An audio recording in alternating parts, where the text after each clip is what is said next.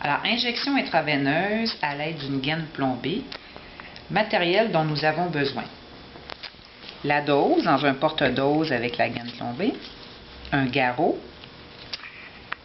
ouate, recapuchonneur, aiguille, 25G et tampon d'alcool.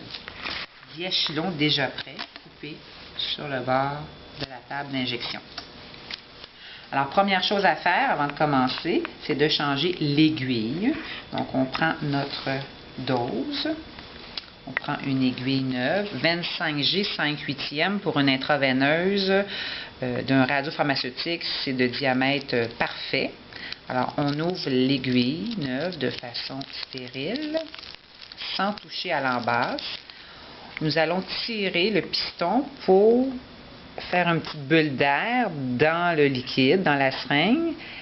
On dévisse notre aiguille. On fait attention pour préserver stérilité et ne pas contaminer. On la tient et on visse notre nouvelle aiguille sur l'embout de la seringue. Bien comme il faut, toujours en préservant la stérilité. Pour ce qui est de notre vieille seringue, on peut la mettre dans notre vieille aiguille, plutôt dans l'emballage, ou encore l'acheter directement dans la poubelle radioactive.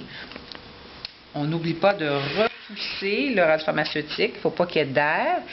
Aussitôt qu'on voit le liquide arriver dans l'embase bleue, on arrête. Ceci étant fait.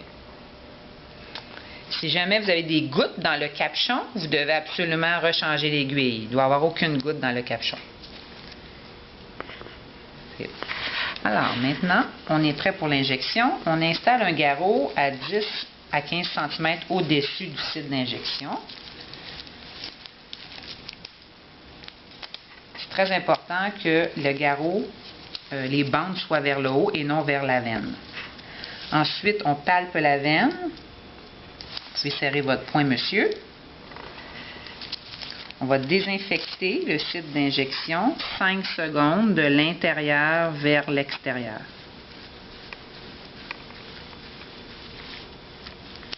On peut sécher un peu, laisser le temps de sécher. On va enlever le capuchon de l'aiguille de façon sécuritaire, toujours en préservant la stérilité. On va tourner la seringue dans la gaine afin de mettre le biseau vers le haut, vis-à-vis la fenêtre, afin de voir notre retour veineux lors de l'injection. Ensuite, je tire la peau vers le bas et je vais insérer l'aiguille avec un certain angle, environ 30 degrés. Prenez une bonne inspiration. Ensuite, je vérifie s'il y a un retour veineux en tirant le piston. Il va y avoir du sang qui va revenir dans la seringue. Il y a du sang. Donc, j'enlève le garrot.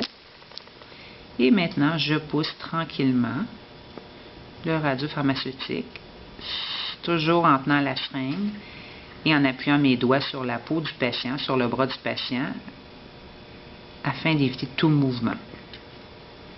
Je rince, c'est-à-dire je retire un peu de sang dans la seringue et je repousse le tout afin de m'assurer que tout le radiopharmaceutique est dans la veine du patient. Alors c'est terminé, je prends un ouate ou un petit gaz, j'appuie pas sur l'aiguille tout de suite, je me retire rapidement et j'appuie. Je recapuchonne de façon sécuritaire et je mets ma gaine couchée sur le piquet pour éviter qu'elle tombe. Je mets un diachylon et je demande au patient de peser sur la ouate pendant quelques secondes. Ensuite, je dispose de mes déchets, en enlevant évidemment la gaine, dans les déchets radioactifs coupants biologiques.